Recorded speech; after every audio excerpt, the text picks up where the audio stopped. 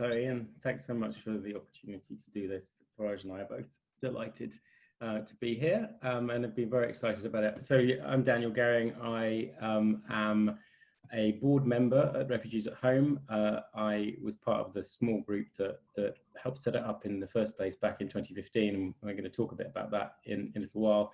I am also a host for Refugees at Home. Most recently, I hosted a guy through part of lockdown, which was really interesting. We're going to talk about that a bit as well. And I'm also a lawyer and a partner at Travis Smith, which is a corporate partner of My G Work. And we've been partnering with them since very nearly the beginning of My G Work, and I'm really pleased to do so. Amazing. And Faraj, over to you. Hello, my name is Faraj Alnasser, and I would like to thank you so much for this great opportunity to My Work and Daniel and Chloe, and also Refugees at Home for this great opportunity to be here and share my experience about being a refugee who's been hosted by a family in Cambridge. So I am Faraj, who came to the UK 5 years ago as a refugee, and I've been hosted by a family in Cambridge almost 4 years. I think I'm the longest guy who's been hosted by a family. And what else? Yeah, and also I work as a chef in London. But now I came back to Cambridge because of the lockdown and returned home. So yeah, well, maybe today we'll share some more about this experience. So thanks, Chloe. The Refugees at Home concept is a really simple one. We match people who have some space in their home, normally a spare room, with refugees and asylum seekers who are in need of accommodation in the UK. So that's the basic model. If you like, a sort of a bit like a free Airbnb for refugees and asylum seekers. Just thinking about its history and telling you a little bit more about it. It wasn't my idea. Some other people came up with this fantastic idea, and this was in 2015. And I had set up at Travis Smith a corporate social responsibility program a few years before that, which has brought together our different sort of strands of pro bono legal advice, community engagement work, and work supporting charities. And somebody who works in my team introduced me to this small group of people who had this fantastic idea. And I remember the day vividly. I was in a big client meeting. I had another meeting straight afterwards, and then Charlotte, my colleague, came into my room and she said, "Well, we've got this meeting now." And I was like, "What is it? I don't know. You know what?" She told me about it several weeks before, and she sort of frog marched me along the corridor to this meeting, filling me in as we went along. And I then had this conversation with this small group of people, one of whom was Sarah Nathan, who is one of our current trustees and fantastic, and one of the real sort of driving forces still today behind Refugees at Home. And they said, "We've got this idea. It hasn't got a name, it hasn't got a concept. We're really worried about liability. We're really worried about, the Home Office. We're really worried about all these practical things. We need, we heard you do free legal work, and that you're interested in the housing space. I'm also the charity on the board of a homelessness charity. And what do you think?" And they sort of almost like pitched the idea to me, and I was so taken with it that I went away, kind of thought about it a little bit for a couple of hours, then came back to the office the next day, went to see our managing partner, who's a friend of mine. I said, "Look, I really, really want to do this. I think we can get over all that stuff. I actually don't think there's a problem with any of it, And he said, "Well, what do you know about, like immigration law and refugees and asylum seekers?" Yeah. Not that much, but we're the kind of organisation which prides ourselves on being can-do, and it's a great idea. And if we don't do it, then who is going to do it? And so that's how it started. Pretty much in a meeting room in my office, and we went from there. We got lots of freebies. I went out and to our brand people and said, we give you loads of paid work. I'd now like you to do something for free for us. And they helped us come up with a name and a concept.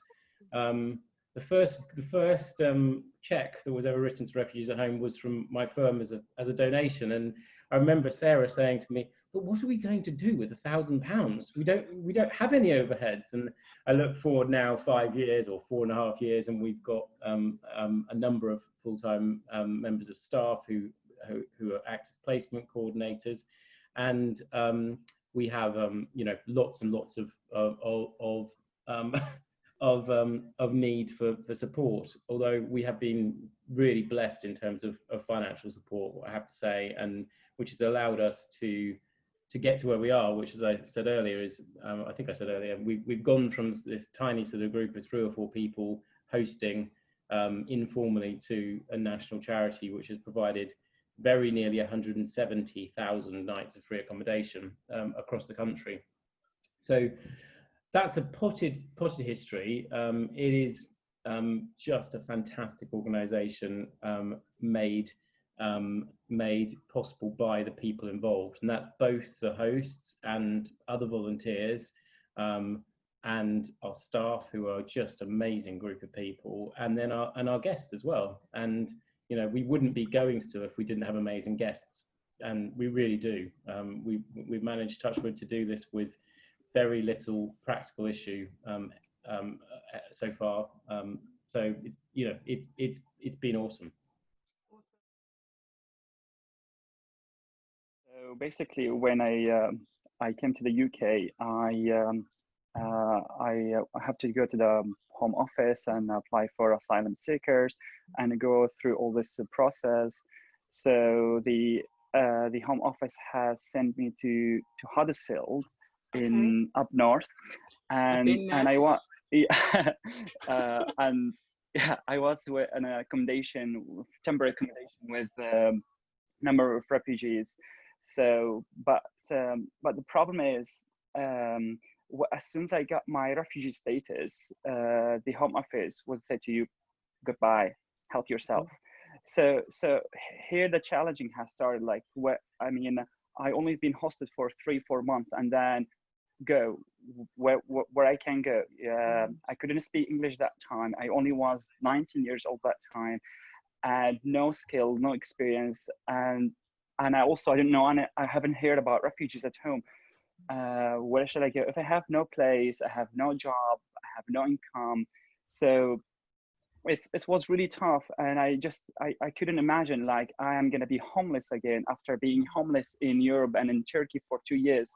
So the idea of being homeless was like really frightening to me. And I just couldn't, because I thought, because I will be in UK and I will be safe and I'd be fine. Yeah, but the story just started, and more to come. So I have a friend of mine, he was in Huddersfield, bless him. He was telling me about some people, like they live with a family, but they are under 18. And I thought, oh, but I'm 19. And he said, well, try and ask them. And I said, okay, what they call this, it's called Refugees at Home. And I just sent them an email and I explained them my situation. I told them, look, I know I've been homeless, and and I don't know where to go. What should I do? I was lucky to find a hostel. They said, we can host you only for 1 year as a refugee, and then we cannot support you anymore. So I was quite lucky. But they, like, after a couple of months, they started pushing me, like, have you found a place? Have you found a place? And I couldn't find a place, and my English was so poor. So just what was really difficult to digest all of that. So and Refugees at Home, they were really nice and helpful. I explained them my situation. I asked them, just like, I would like to live with a family because I would like to improve my English, and also I need a safe place so I can start. So and I was really lucky. So they told me they found a family in Cambridge, would like to go and meet them, and I said, like, yes, please. So I took the train. I met the family at the station, and it's supposed to be 6 weeks, and now I've been almost for 4 years with them. I've become part of the family, and I don't know. I wouldn't imagine my life how it would be like with without all that support and all of that help, and from the refugees at home and also from the family had been hosting me. So it's a great experience, and it's just like everything happened suddenly, but in the other hand, it's just amazing how people like all they work together. You know, they made this amazing idea, refugees at home. They didn't know much about migrations or refugees or all of this, and all of them volunteering, helping other people to give them a better opportunity to feel safer, to feel welcomed, to feel part of this community, you know, and just to start to have just a normal life like anyone would like to have. So yeah. Oh, it's probably worth just to add to what Faraj has said, just a couple of quick things, just to explain, because whilst I certainly didn't know very much about immigration and refugees before I started this, and yeah, just to bring it to life for people a little bit, that we're in this what Faraj has talked about is this very odd situation where, perhaps you just start by explaining what the difference is between an asylum seeker and a refugee, and that may be very basic for some people, but actually, I don't think it is all that obvious. So, asylum seeker is somebody who comes to a country, in this case the UK, seeking asylum, and ultimately seeking to become a refugee. So they've come from their country and they present themselves to the authorities and they say, I'm seeking asylum here. I would like you to give me refugee status.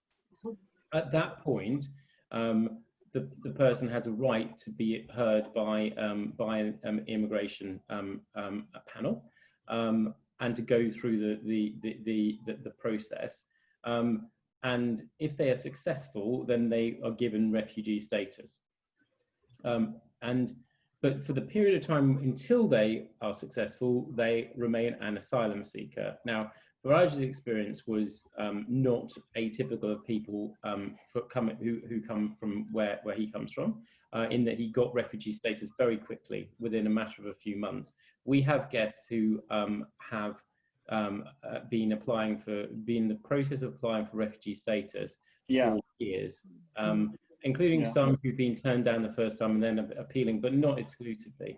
So that's the first thing to say. So we help people who are still applying for refugee status, and then people who've actually got the status. But there's this other really weird thing, which is that, so whilst you're an asylum seeker, so before you've got the status, you are, as Faraj said, entitled to housing. Not always very good housing, but you do have an entitlement to housing, provided that you don't have resources. You're also entitled to a small allowance, a very small allowance.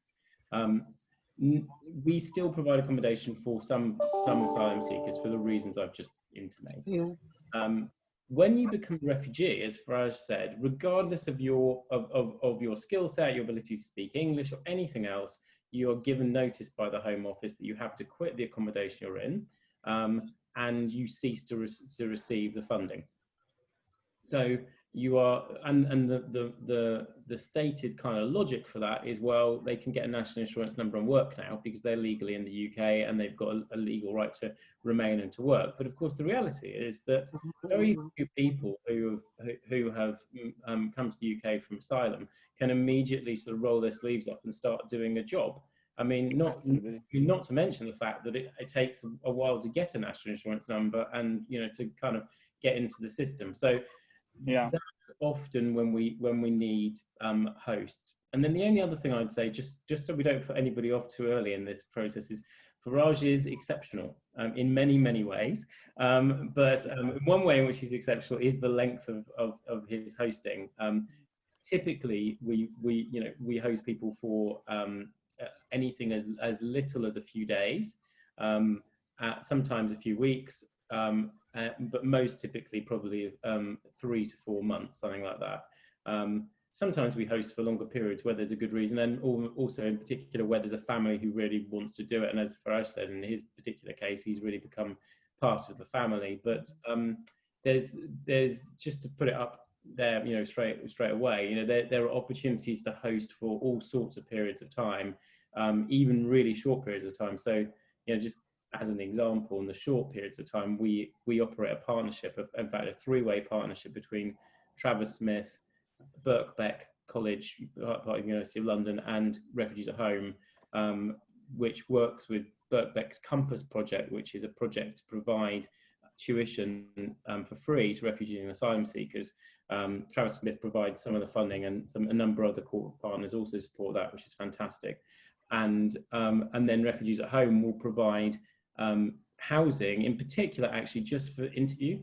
So if people come up to London for a night or 2 nights for an interview, then actually, sometimes it's a big obstacle having to pay for a hotel, and we just provide a couple of nights accommodation there. Obviously, we could then potentially look to provide some longer term accommodation as well. Yeah, I mean, before I say that, I should just say, I find listening to Faraj's story, genuinely sort of very emotional. It's an incredible thing, having seen this little tiny thing become, this organization that can actually have such an impact on people's lives. And so I suppose, answering your question a little bit indirectly, firstly, why do people become hosts? Well, at the beginning, we had a lot of people who became hosts because they were just so frustrated with, everything that was going on in the world, inequalities, and particular issues around around immigration and around ethnic diversity. And I think, people were getting a bit sick, and I was one of them, of, just everyone talking all the time about it, and actually wanted to do something. And this is an inclusive kind of organization where people can get involved without having to write a check. You just need some space. And so that's sort of what I think is a general set of motivations for many of our hosts. For me personally, I live in central London. When I first started hosting, I lived in really quite a small flat.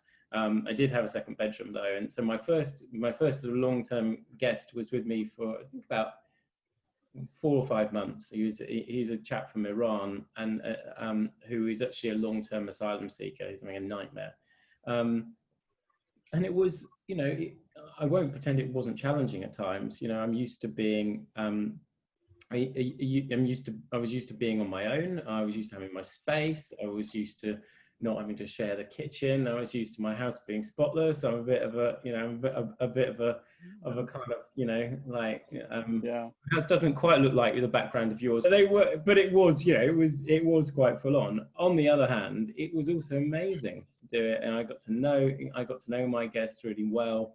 We cooked together, we hung out together. I'd actually just gone through a breakup, and it gave me company, but also a different perspective on other people's lives. And also it was just fantastic to be able to help help him in that way. And actually, we don't expect our hosts to do anything other than provide accommodation, but in his particular case, I was able to get involved with the sort of legal side of what was going on as an individual, and and help him a bit. And then in lockdown, I had the most fantastic guest, who was, as I say, a young guy who'd come from Africa, had been in the country for about a year before, had become homeless because of this strange system.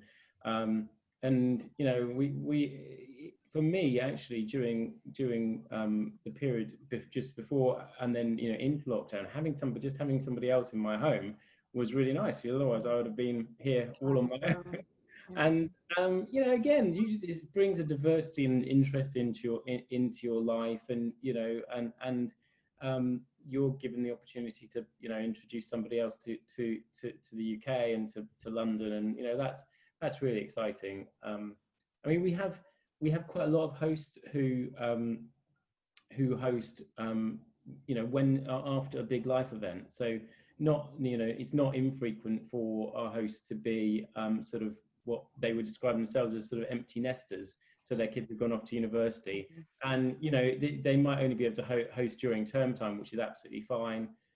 We have had quite a few people who've lost a loved one, and have found it good to have someone else with them. And then we have plenty who are families who just feel that they want to do something. And I can hand on heart say that the vast, very, very, very vast majority of our hosting relationships work out not just okay, but really, really, really, really well on both sides, which is just so wonderful.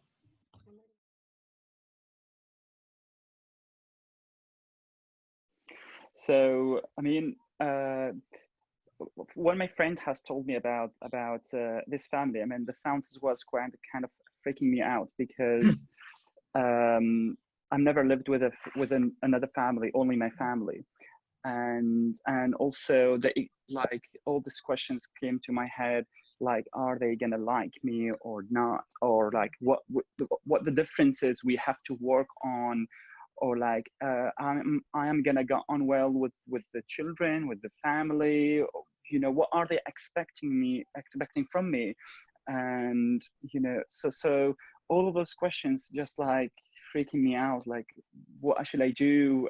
So but I've decided, yeah, I mean, I was lucky to go there and to meet the family and spend a week with them and just to get to know them and to know me as well.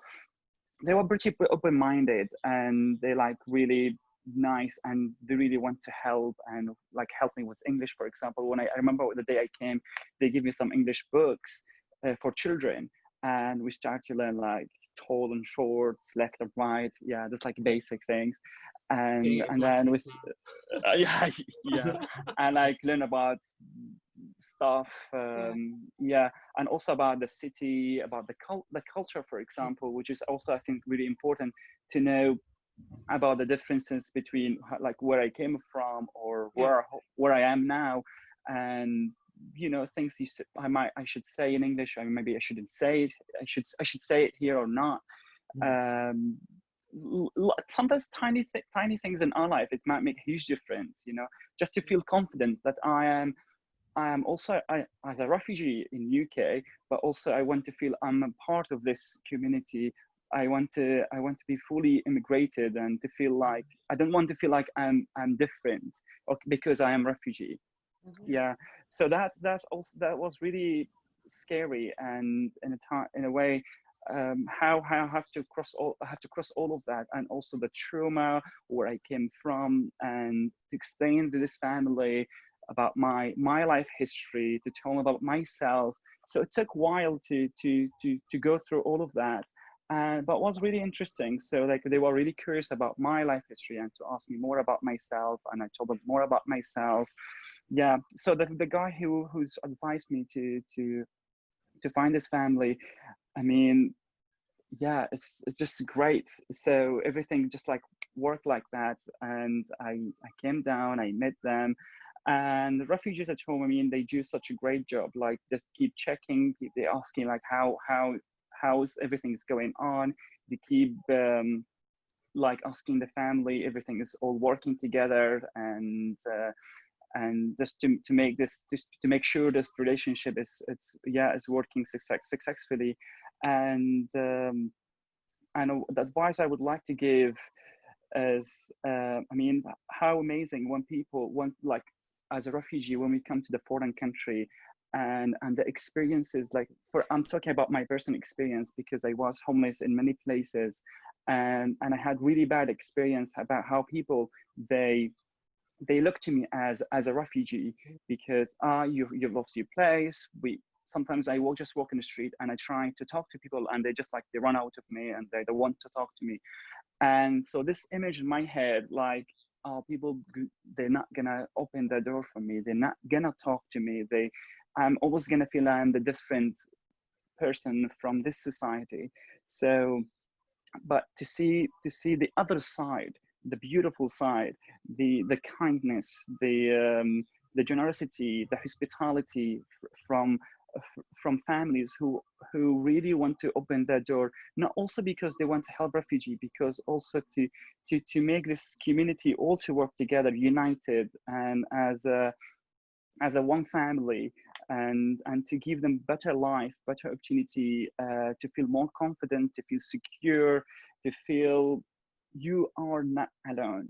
You know, that feeling is just amazing, because for me, I had to leave my family behind me and grow since I was 17. So I've been living alone almost 8 years, and go through all this process and the trauma, the war, all of that.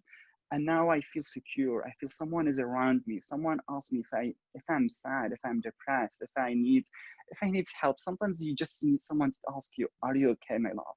You know, it's just change our life. You know, to give you the sense of love and community around you. So it's a lot to talk, I think, about, and it's not just about, you know, I have a refugee. It's more beyond that, way far than that. And but the beautiful thing I've learned from that, like the other side, that many people in Western culture, they actually really they want to help and they want to support, and they are welcoming other people to be part of them and to help them. And you know, when you give someone better opportunity, you actually you change the whole world. You know, when sometimes we ask like, "Oh, what do you want to change about the world?" It's not just changing ourselves, because when I'm helping that guy is gonna get better opportunity in this life, and he also gonna work and help other people, and that's gonna work continuously, you know, from generation to another generation, until we all live together in peace and in love.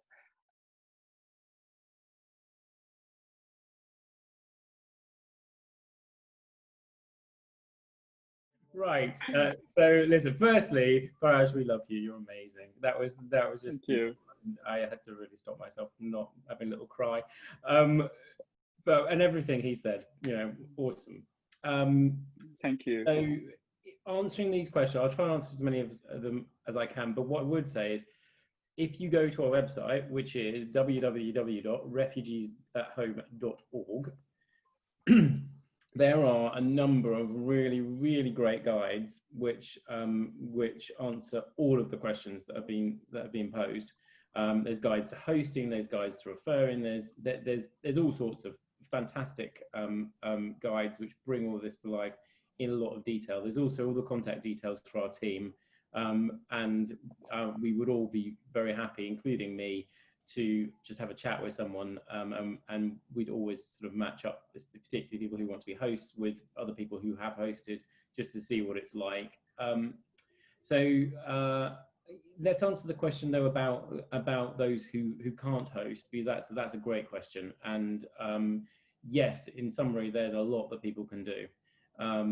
We have a number of members of staff led by a really fantastic executive director in Lauren, but we are still an organisation which relies extremely heavily on volunteers, right from the trustees through to home visitors, and I'll come back to that in a minute because I know that's a question that's been asked, to people who are volunteering with administrative work, which is just fantastic because it helps us an awful lot in keeping our overheads down, through to PR, social media. There's an awful lot that we still need help with. So if anybody is interested and inspired by this to support us in some way, please reach out to me or reach out directly to Refugees at Home via the website, and we will definitely come back to you.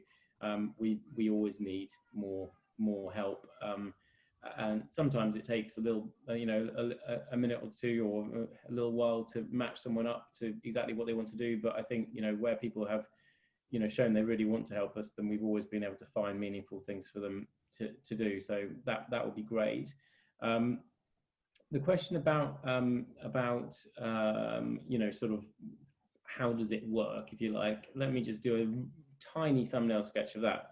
So let's imagine that you say, yep, I'm interested in principle in becoming a host. Maybe you've read some of our information on the website. You then probably have a chat with someone.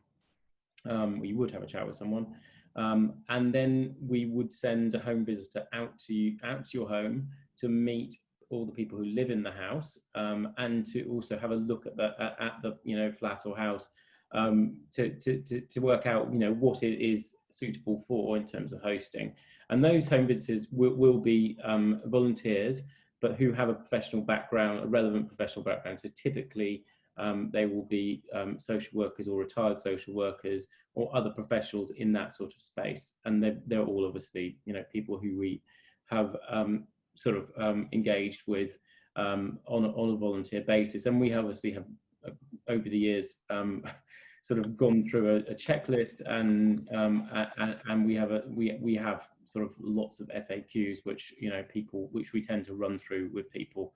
These are the same themes, as you might imagine, come up. So that's how it would happen. And then you'd be approved as a host, and then when somebody was looking for accommodation which matched with mainly with where you are, but also with, you know, the timings and everything else, we would look to match them with you. And that in itself is obviously a process where, you know, everybody has to agree to it. And on the odd occasion, you know, if it were not to work out after a week or something, then we would obviously be able to move the person somewhere else. And some of our hosts only do, as I said, you know, a week or 2 week slots. So we had the chap I had coming to stay with me moved in, I think on New Year's Eve, basically, or the day before New Year's Eve, and I couldn't quite have him for Christmas because I had family here, and we had somebody who does lots of temporary hosting for us, have him in his house for a week whilst we waited for the room in my place to become free. So, you know, there's all sorts of different opportunities there with the hosting as well.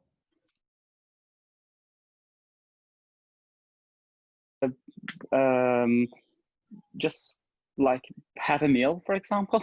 You know, when someone comes to your house, eat together. Because I remember when I came here, and then I came straight away, and then they said, it's lunchtime, let's eat. We said, so they make me a meal, actually made a feast. And we said, you know, when you sit and eat, you just like, you kind of relax, and then they start to ask you questions about yourself. And also we went for like a walk, you know, any sort of way, you know, just like when you meet someone as a friend, or you hang out, or you talk to them. We went for a tour around the city, you know, told me some about the history of the city or the family. We watched a movie. So, you know, these things all bring the confidence, and you feel like just more relaxed. And then the time it's always takes time, but yeah, just like simple things, it works. I don't think there is one yet there, but if Alex wants to contact me, then we can. I can find out the answer. We did get some significant TV coverage in the States, and we're hoping that it would result in something, but I don't actually think it's happened yet. Amazing. Wow, there's quite a few questions within that. Let's deal with the council inspection and the insurance first. Just as a general answer to that, this is all made a lot easier because nobody's charging for anything. So this is just like having a friend stay in your house, right?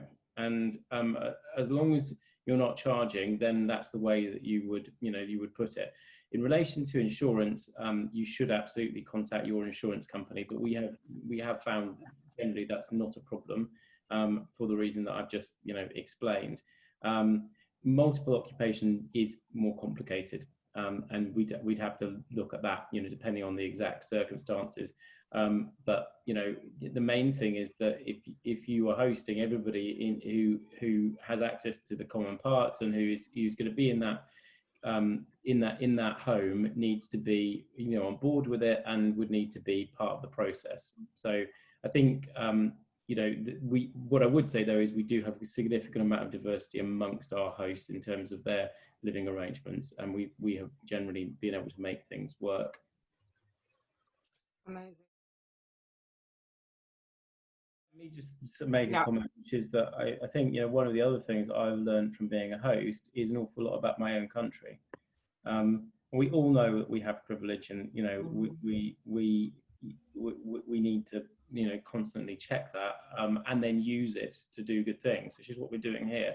But I have been genuinely shocked by some of the things I've learned about my own country, about our own government, and also about some other people. So I think what I would say in answer partly to that question and answer more generally to the what can you do to help thing is this is part of, hopefully, as Faraj was intimating, part of a broader societal change. And we need people to talk about their experiences. We need people to talk about this webinar. We need people to explain that the difficulties that refugees and asylum seekers are having, and the stuff that we've passed on about experiences. And also, the other big thing everyone can do, please, please, please, if you know anybody who's got a spare room who isn't on this webinar, ask them to contact us if they're in the slightest bit interested. Send this link, spread the word. That's how we've been so successful. We just need to keep chipping away at it. What Daniel said, spreading this, and also like when I met some people, we do talk about this experience, because some people like around, they didn't heard much about the refugees. They only know they're struggling around, they're really having difficult time, of course, and in a camp, in a jungle, wherever. But also it's good also to focus what we have on. Like, for example, in the UK, we have these beautiful stories, as Daniel mentioned, and like when we try to spread around and tell people about this experience, like for example, my experience being with this family, and I know some people also, when I came to Cambridge, we've been having some people actually come over. They've been asking us about our experience, because they're interested to open their house, and because they've got a spare room, short period, long period, doesn't matter. Just like if you have a spare room, please do share your space, and give this opportunity to other people. Yeah.